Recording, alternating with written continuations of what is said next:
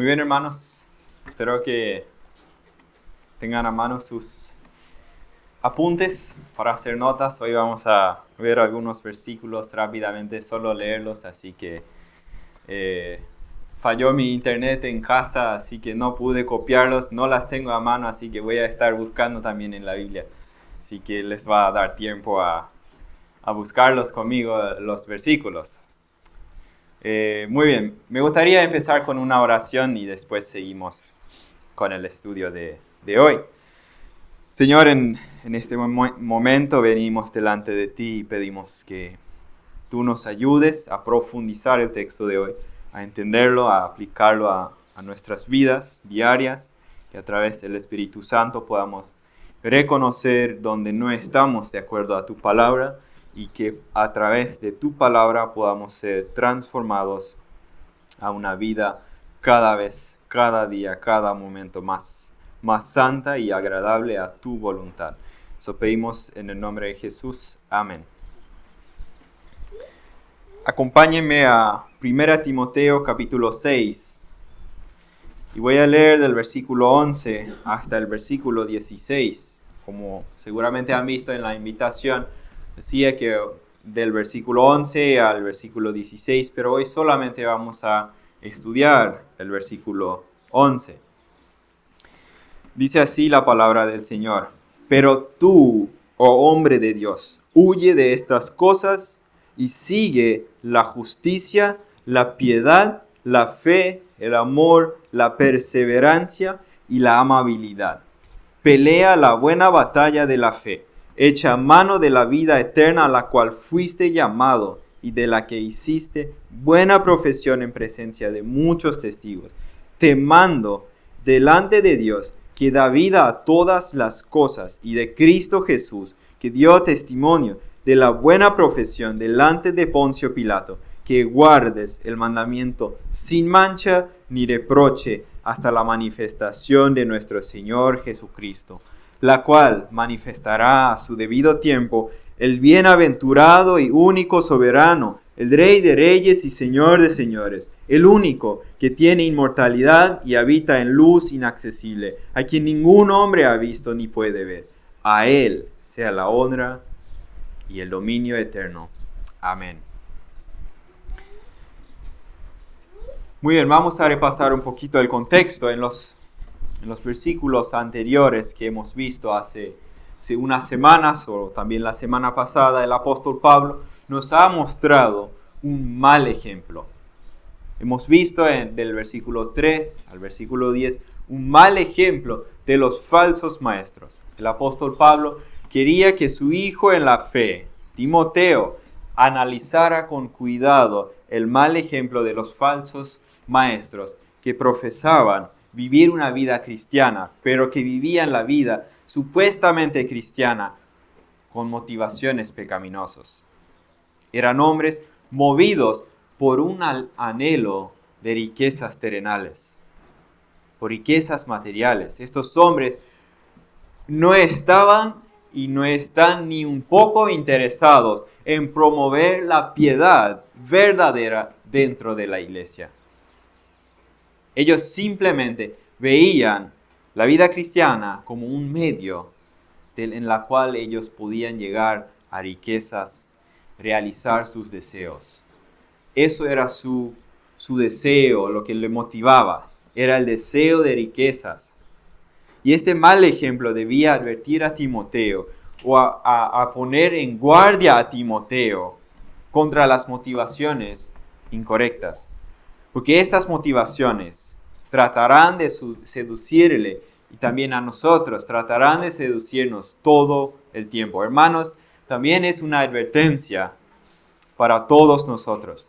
Satanás no se cansará a intentar a seducirnos, a amar a las riquezas todo el tiempo y a preocuparnos por cosas pasajeras que no tienen valor eterno, son temporales, no son comparables con la eternidad.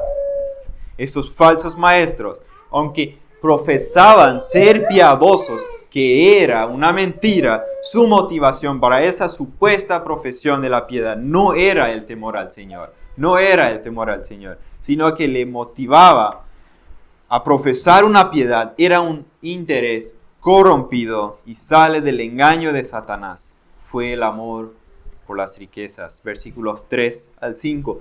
Si alguien enseña una doctrina diferente y no se conforme a las sanas palabras, la de nuestro Señor Jesucristo, y a la doctrina que es conforme a la piedad, está envanecido y nada entiende, sino que tiene un interés corrompido en discusiones y contiendas de palabras, de las cuales nacen envidias, pleitos, discusiones. Y contiendas de palabras, de las cuales nacen envidias, pleitos, blasfemias, males sospechas y constantes rencillas entre hombres de mente depravada, que están privados de la verdad, que suponen que la piedad es un medio de ganancia. Y estos versículos que estaremos estudiando hoy, el apóstol Pablo enseña a Timoteo y a todos nosotros cómo debe ser el andar de un hombre de Dios. ¿Cómo debe ser el andar de un hombre de Dios? Pero esto se aplica a cada creyente en particular. Hay muchas personas. Hoy, si tú le preguntas, ¿qué es lo que un cristiano no debe hacer? Te darían una larga lista. Esto no debe hacer, esto no debe hacer. Pero si tú le preguntas, ¿qué es lo que un cristiano debe hacer? Tal vez no te podrían responder. Y Pablo nos presenta una imagen positiva de cómo es un andar de un cristiano, cómo es una vida de un cristiano. Ahora, en contraste con los vicios que Pablo acaba de condenar, en contraste están las virtudes que Pablo exhorta a Timoteo a que las cultive. Versículo 11. Pero tú, oh hombre de Dios, huye de estas cosas y sigue la justicia, la piedad, la fe, el amor, la perseverancia y la amabilidad. Pablo llama a Timoteo, mas tú, oh hombre de Dios. Entiendo que este título que Pablo da a Timoteo, él se refiere a Timoteo como un hombre que ocupa una posición de ministro entre el pueblo de Dios. Se le ha confiado una posición de liderazgo dentro de la iglesia por Dios mismo. La frase hombre de Dios se usa con mucha frecuencia en el Antiguo Testamento para referirse a hombres que Dios había asignado al liderazgo de su pueblo. Por ejemplo, en Deuteronomio 33:1 se le llama hombre de Dios a Moisés. Versículo 1 dice así: esta es la bendición con la que Moisés, hombre de Dios, la misma frase, hombre de Dios, bendijo a los israelitas antes de morir. El cargo de Moisés era de dirigir, guiar al pueblo de Israel. Bueno, Moisés era un hombre de Dios. Este título, hombre de Dios, también se le da al rey David. En el segundo libro de Crónicas, capítulo 8, versículo 14, dice así: y conforme a las ordenanzas de su padre David, designó las clases sacerdotales en sus servicios, a los levitas en sus deberes de alabar y ministrar delante de los sacerdotes, según lo prescrito para cada día, y a los porteros por sus clases para cada puerta, porque así lo había ordenado David, hombre de Dios. David era rey de Israel. El oficio de David era guiar al pueblo de Israel. A Elías se le llama varón de Dios. A los profetas del Antiguo Testamento se llamaba hombres de Dios, porque ellos fueron enviados a predicar y hablar de parte de Dios, hablar de Dios. Entonces, no es cualquiera que llevaba el título de hombre de Dios, sino aquellos que Dios había revelado su palabra, aquellos que debían dirigir el pueblo de Israel, representaban así de esa manera a Dios. Y en el Nuevo Testamento, esta frase aparece solo 2 veces. aquí y en 2 de Timoteo capítulo 3, versículo 15 a 17. Y es interesante que en todo el Nuevo Testamento solo a Timoteo se le ha llamado hombre de Dios. Y voy a leer 2 Timoteo capítulo 3, versículo 15 hasta el 17. Dice así: desde la niñez has sabido las sagradas escrituras, las cuales te pueden dar la sabiduría que lleva a la salvación mediante la fe en Cristo Jesús. Toda la escritura es inspirada por Dios y útil para enseñar, para reprender, para corregir, para instruir en justicia, a fin de que el hombre de Dios sea perfecto, equipado para toda buena obra. ¿Qué es en este texto el hombre de Dios? Si analizamos en su contexto los versículos anteriores y los versículos que siguen, vemos que Pablo está hablando a Timoteo en su condición de ministro. Está hablando de su condición como pastor. Capítulo 4, versículo 1 y 2 dice: en la presencia de Dios y de Cristo Jesús, que ha de juzgar a los vivos y a los muertos por su manifestación y por su reino, te encargo solemnemente, predica. Pablo dice a Timoteo: predica la palabra, insiste a tiempo y fuera de tiempo, amonesta, reprende, exhorta con mucha paciencia e instrucción. Entonces Pablo está hablando a Timoteo en su oficio como pastor. Ahora, la idea es que la escritura es suficiente. ¿En qué? En todo sentido. La escritura es suficiente en todo sentido. Versículo 15. Desde la niñez has sabido. Entonces, desde chiquitito has sabido las sagradas escrituras, las cuales, ¿quiénes? Las escrituras, las cuales te pueden dar la sabiduría que lleva a la salvación mediante la fe en Cristo Jesús. Y así también la escritura es suficiente para preparar al hombre de Dios, como dice el versículo 17, a fin de que el hombre de Dios sea perfecto, equipado para toda buena obra. De manera que Timoteo, como hombre de Dios, no solo era creyente, sino que también Timoteo era un líder en la iglesia. Y Dios había apartado a Timoteo para guiar a su iglesia. Y en este texto que estudiamos, Pablo se dirige a Timoteo como hombre de Dios. Pablo deseaba que Timoteo conozca cuál es el andar digno que él debía tener en su vida cristiana. Pablo dice: pero tú, oh hombre de Dios, huye de estas cosas. Y hace un fuerte énfasis: pero tú, oh hombre de Dios. Y dice que huye de estas cosas y sigue la otra. Entonces, huye de una y sigue corriendo detrás de la otra. Huye se refiere a evitar o a escapar. Evita o escapa de estas cosas.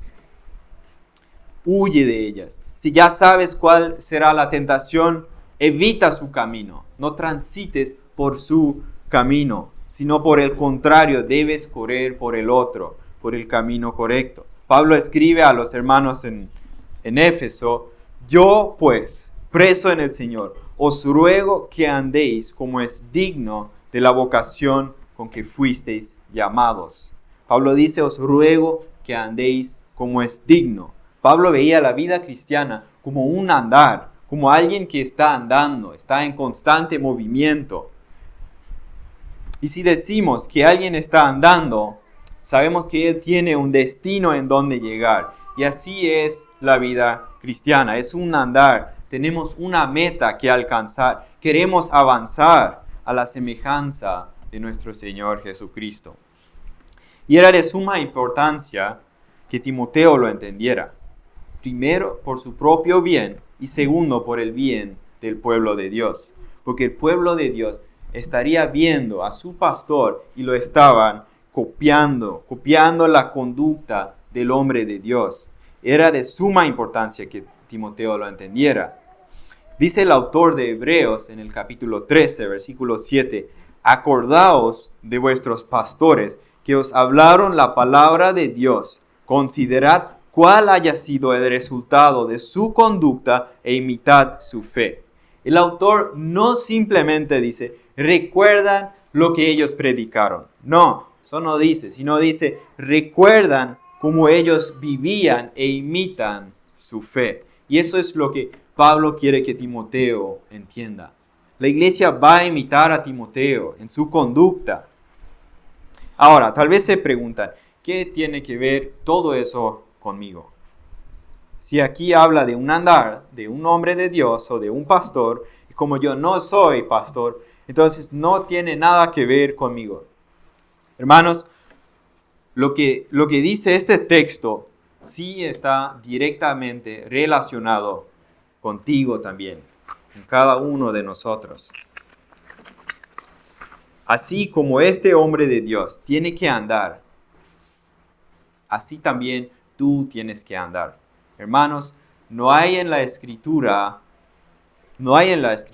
una piedad solo para ministros o pastores y otra piedad para los creyentes. Es la misma piedad. Pablo se dirige a Timoteo como un modelo digno de ser imitado por la iglesia. Y esa misma virtud que Dios requiere de un pastor, de un ministro en la iglesia, deben ser las virtudes de cada creyente piadoso. Y quiero dividir el pasaje en dos puntos. El primero, versículo 11, que vamos a ver la naturaleza o el andar de un hombre de Dios. Y luego vamos a ver la semana que viene el incentivo para caminar de manera digna. El andar del hombre de Dios se aplica, como dijimos, a cada creyente. Es el caminar de todo creyente. Ahora, el andar del hombre de Dios consiste en dos cosas, dice Pablo. Primero consiste en huir del mal continuamente. Dice, pero tú, oh hombre de Dios, huye de estas cosas. ¿De qué cosas? Como vimos hace un momento, Pablo había mostrado el mal ejemplo de los falsos maestros. Ellos dieron riendas sueltas a sus codicias y sus motivaciones por el afán de este mundo, por las cosas de este mundo, por las riquezas terrenales. Y el resultado fue versículo 9 y versículo 10 del capítulo 6. Pero los que quieren enriquecerse caen en tentación y lazo y en muchos deseos necios y dañosos que hunden a los hombres en la ruina y en la perdición. Porque la raíz de todos los males es el amor al dinero, por el cual, codiciándolo algunos, se extraviaron de la fe y se torturaron con muchos dolores. Y ahora Pablo se dirige a Timoteo y le dice, pero tú, oh hombre de Dios, huye de estas cosas, de esas que leímos en el versículo 9 y 10. Huye de estas cosas, de la codicia y de todos los males que eso conlleva. Ahora, ¿acaso Pablo dudaba de la salvación de Timoteo o de su sinceridad? No, Pablo no dudaba de su sinceridad.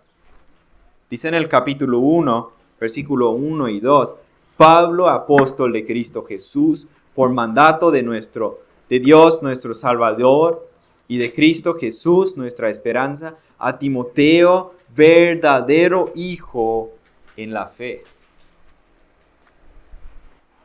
Si Pablo le dice a Timoteo, verdadero hijo en la fe, entonces dice, Timoteo, no dudo de tu fe. Pablo no dudaba de su fe o de su sinceridad. Lo que Pablo sabía es que nadie en este mundo está inmune a este peligro o a este veneno de caer en la tentación de la codicia. Nadie. Oh Timoteo, dice, huye de estas cosas, no transites por su camino, huye. Hasta Jesús mismo fue tentado por Satanás. En Mateo 4. Hermanos, el amor al dinero es enemistad con Dios. La Escritura dice en el versículo 9, y vuelvo a leerlo, pero los que quieren enriquecerse caen en la tentación y lazo y en muchos deseos necios y dañosos que hunden a los hombres en la ruina y en la perdición. Es imposible quererse enriquecerse, hacerse rico y ser fiel al mismo tiempo al Señor. Hermanos, en sí ser rico no es pecado, pero sí es pecado desearlo. Cuando tu amor al dinero empieza a crecer, tu fidelidad y amor al Señor se van a desaparecer, como dice el versículo 10. Dice Proverbios 10, versículo 22, la bendición de Jehová es la que enriquece, y no añade tristeza con ella. Si la prosperidad económica ha sido a cambio de quitarle tiempo de tu devoción o de mi devoción al Señor, de dejar de cuidar el alma de tu familia o de mi familia, de dejar de dedicar tiempo al Señor y a la obra del Señor, amigo, es el diablo que nos está prosperando, no es Dios. Proverbios decía, la bendición de Jehová es la que enriquece y no añade tristeza con ella. Pero tú, oh hombre de Dios, huye de estas cosas y sigue la justicia, la piedad, la fe, el amor, la perseverancia y la amabilidad. Persigue la piedad, dice. La palabra sigue o persigue es la misma palabra que el Señor usa en Mateo 5:11 cuando dice, bienaventurados serán cuando los insulten y persigan y digan todo género de mal contra ustedes falsamente por causa de mí. Ahí la misma palabra, cuando los insulten y persigan. Se refiere a perseguir algo muy valioso, perseguir todas aquellas virtudes que son una vida piadosa.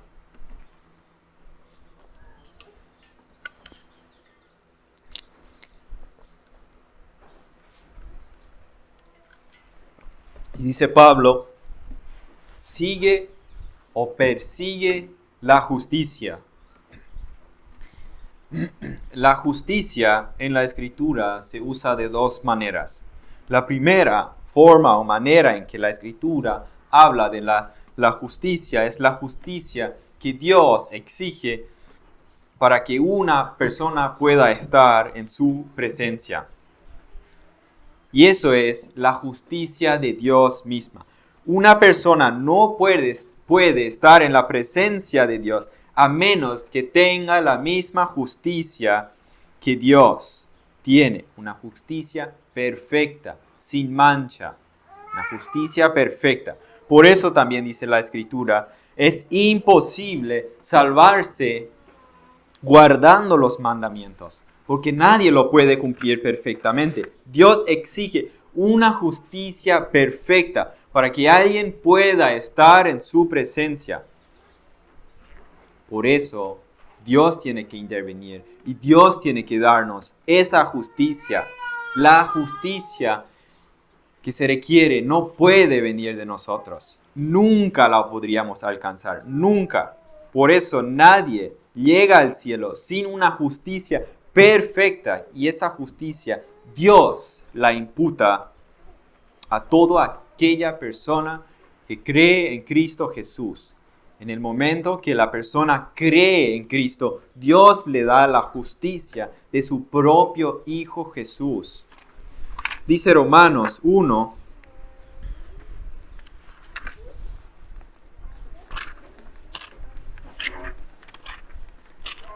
Romanos 1, 16 a 17, porque no me avergüenzo del Evangelio, pues es el poder de Dios para la salvación de todo el que cree, del judío primeramente y también del griego, porque en el Evangelio la justicia de Dios se revela por fe y para fe, como está escrito, mas el justo por la fe vivirá. La otra forma en que la Escritura usa la palabra justicia es la justicia práctica. Se refiere a aquella justicia práctica que todo creyente que ha sido justificado gratuitamente por medio de la fe en Cristo, que esa persona debe manifestar en su vida. Y eso consiste en conformar toda nuestra vida a lo que Dios ha revelado en su palabra. Cuando hablamos de una justicia práctica, hablamos de hacer de los deseos de Dios, hacer nuestros deseos. De la voluntad del Señor, hacemos nuestra voluntad. Anhelamos lo que el Señor anhela. Amamos lo que el Señor ama. De hacer los caminos del Señor, hacemos nuestros caminos. Eso es justicia práctica.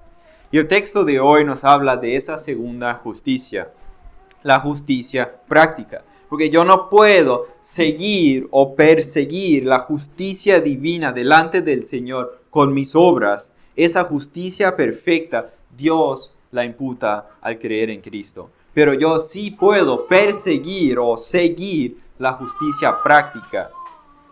Yo sí puedo seguir el ejemplo y el modelo de Jesucristo.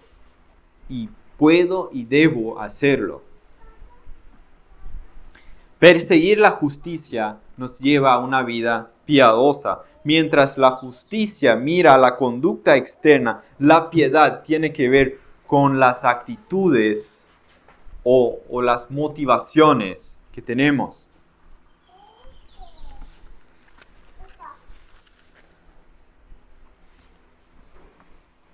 Versículo 11. Pero tú, oh hombre de Dios, huye de estas cosas y sigue la justicia, la piedad. ¿Qué es la piedad? Piedad se refiere a la reverencia hacia Dios, que fluye de un corazón que le adora. Vuelvo a repetir. La piedad se refiere a la reverencia hacia Dios, que fluye de un corazón que lo adora. Una persona piadosa es la que sirve a Dios, agradándole con temor y reverencia. Y creo que aquí muchas personas pierden el sentido correcto de lo que significa la verdadera piedad. Muchos creen que la piedad es seguir y obedecer mandamientos. Hace esto y esto y esto, dicen ellos, y serás una persona piadosa. No, hermanos, no, eso no es piedad.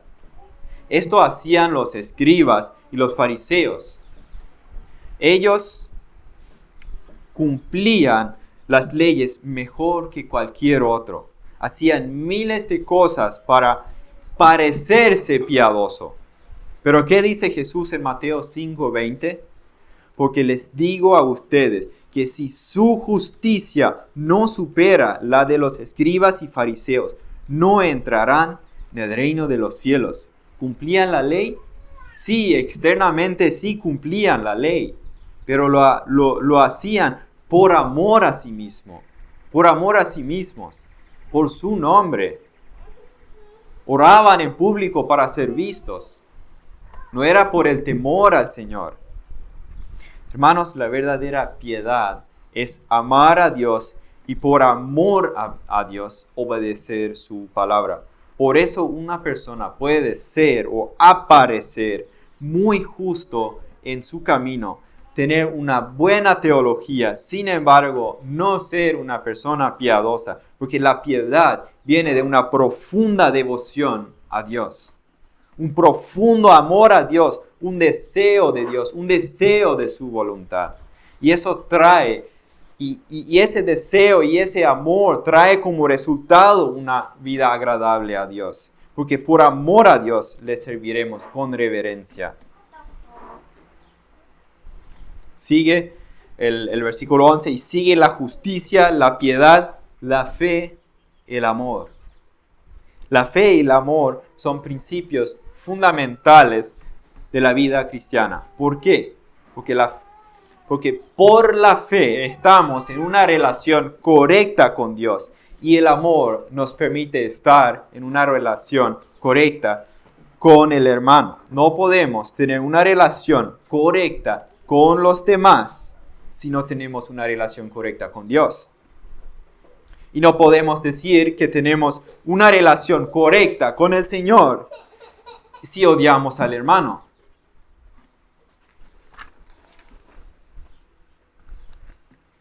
Dice Primera de Juan, capítulo 4, versículo 20 al 21.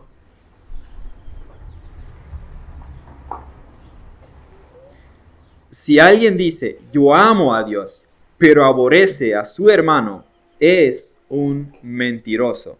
Porque el que no ama a su hermano, a quien ha visto, no puede amar a Dios, a quien no ha visto.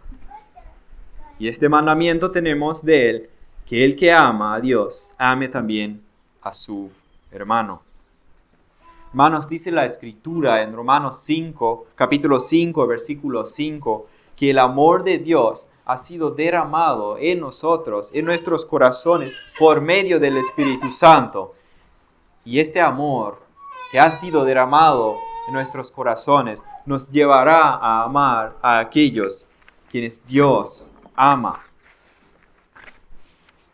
Ahora, ¿qué es la fe? La fe es la confianza absoluta en Dios para todas las cosas. Todas las cosas. Es la fe o la confianza absoluta en Dios para todas las cosas. Eso es fe. Una confianza total de que las cosas van como Dios lo ordena. El hombre de fe confía absolutamente en las promesas de Dios.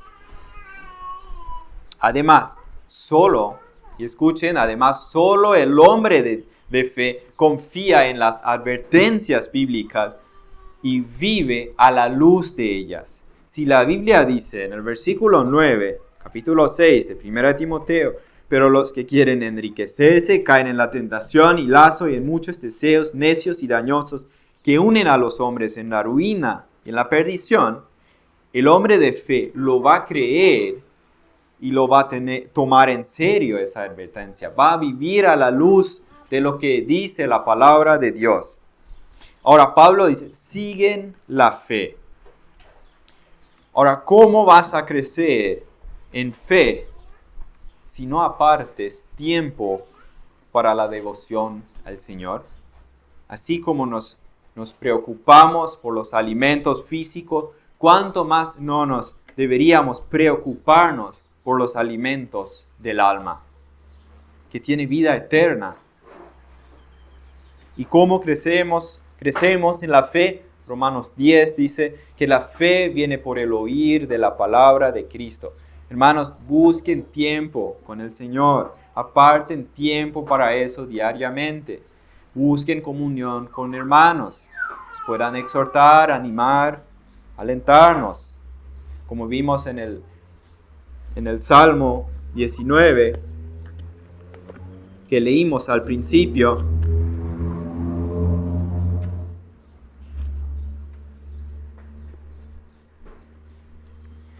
Salmo 19, versículo 9 y 10. El temor del Señor es limpio y permanece para siempre. Los juicios del Señor son verdaderos, todos ellos justos. Deseables más que el oro, sí, más que el oro fino, más dulce que la miel y que el destilar del panal. Que podamos decir con el salmista, que tu palabra es más dulce que la miel y que el destilar del panal. Sigue la justicia, la piedad, la fe, el amor. Como suele hacer Pablo, él relaciona o vincula la fe con el amor. Y no dice específicamente a qué se refiere, pero lo veremos en un sentido general. Es decir, el amor dirigido hacia Dios y de ahí el amor hacia los demás. Dice Jesús en Mateo 22, versículo 37 al 40. Y él le contestó, O sea, Jesús contestó, Maestro, ¿cuál es, en el versículo 36, Maestro, ¿cuál es el gran mandamiento de la ley? Y él le contestó, amarás al Señor tu Dios con todo tu corazón y con toda tu alma y con toda tu mente.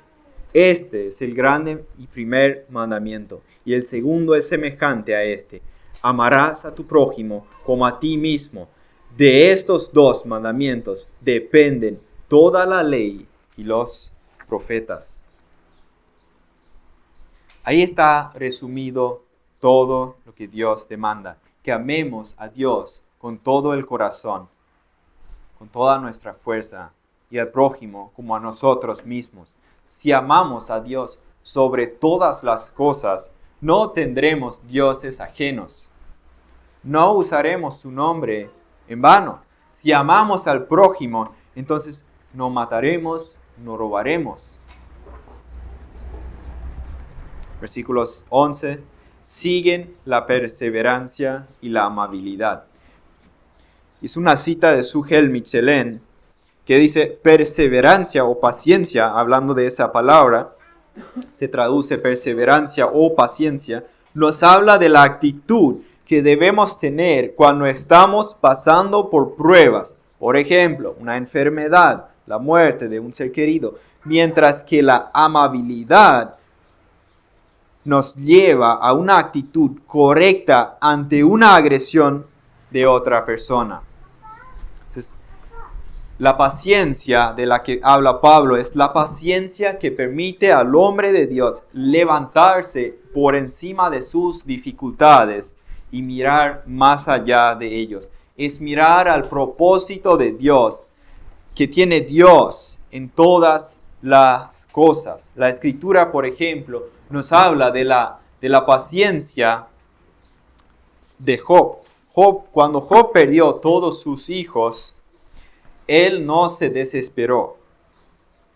Job no dijo, qué bueno, murieron todos mis hijos, perdí todo, ya no tengo nada. No, Job se levantó, rasgó su manto, se rasuró la cabeza.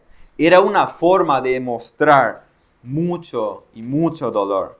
Pero en medio de ese dolor, dice la Escritura que Job no pecó contra el Señor. Job podía levantar sus ojos en fe por encima de sus circunstancias y decir, yo sé que mi Redentor vive y al final se levantará sobre el polvo. Dice Pablo a los hermanos de la iglesia de Tesalónica, en capítulo 4, versículo 13, dice, pero no queremos, hermanos, que ignoren acerca de los que duermen, para que no se entristezcan como lo hacen los demás, que no tienen esperanza. Ahí está. Como los que no tienen esperanza. Tenemos una esperanza viva y está en Cristo Jesús. Como dice Job, yo sé que mi Redentor vive y que al final se levantará sobre el polvo. Dice Santiago en el capítulo 1, versículo 2 al 4. Santiago 1, del 2 al 4. Tengan por sumo gozo, hermanos míos, cuando se hallen en diversas pruebas, sabiendo, y ahí escuchen, sabiendo la razón, sabiendo que la prueba de su fe produce paciencia, y que la paciencia tenga su perfecto resultado para que sean perfectos y completos, sin que nada les falte.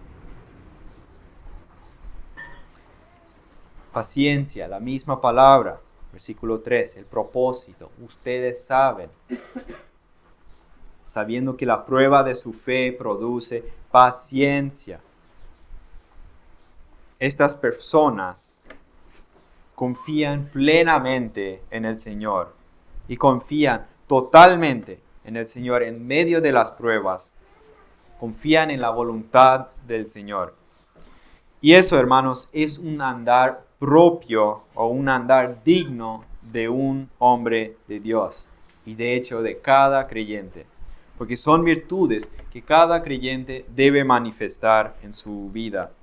Huir constantemente del mal y seguir o perseguir y correr, seguir detrás de la justicia, detrás de la piedad, la fe, el amor, la paciencia, la mansedumbre. Mansedumbre es otra traducción de amabilidad. Eso es un andar cristiano. Ahora, como dijimos al comienzo, aunque estos versículos, Pablo se refiere a Timoteo como hombre de Dios, y lo dice porque él ha sido, a él se le ha encomendado el trabajo ministerial. Como dijimos, estos versículos no nos dejan pasivos, no nos dejan fuera de su alcance o de su aplicación. Hermanos, como dijimos, no hay tal cosa en la Escritura como una piedad solo para los ministros, los pastores o los líderes, y una piedad para los creyentes en particular. Lo que Dios exige que un hombre de Dios debe tener como sus virtudes, Dios exige que cada creyente lo debe manifestar. Y encontramos a lo largo del Nuevo Testamento varias o muchas listas de virtudes que caracterizan a un creyente. Y yo quiero animarnos a que tomemos en casa una hoja, que copiemos esas virtudes, busquemos esas listas. Yo voy a darles unos versículos, que busquemos esas listas, que copiemos esas virtudes y las vayamos comparando con nuestras vidas, vayamos comparándonos con esas virtudes, con nuestras vidas. Por ejemplo, está Mateo 5, versículo 3 al 12, las bienaventuranzas, el sermón del monte. Gálatas 5, capítulo 5, versículo 22 al 23, los frutos del Espíritu. Y dice así: pero el fruto del Espíritu es amor, gozo, paz, paciencia, benignidad, bondad, fidelidad, mansedumbre, dominio propio. Contra tales cosas no hay ley, pues los que son de Cristo Jesús han crucificado la carne con sus pasiones y deseos. Entonces, esa lista es más larga que tenemos en Timoteo. Copiemos virtudes y comparámonos con ellas. Filipenses 4:8.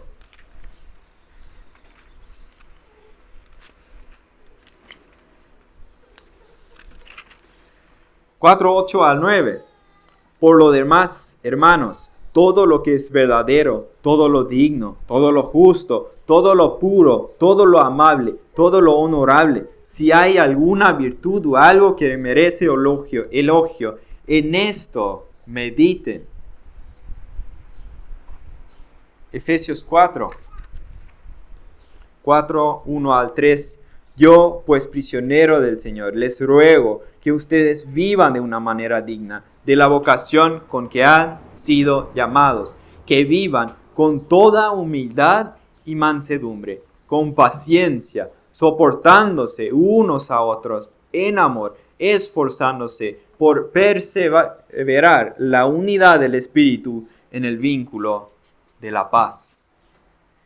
Ahí está 1 Timoteo 3:2 al 5, las características de un pastor.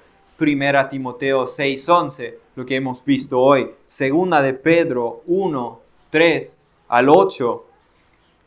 Romanos 12:1 al 2. Hermanos, esto es un andar propio de un creyente, de un cristiano. Entonces preguntémonos, ¿soy yo una persona humilde? ¿Soy yo paciente en medio de dificultades?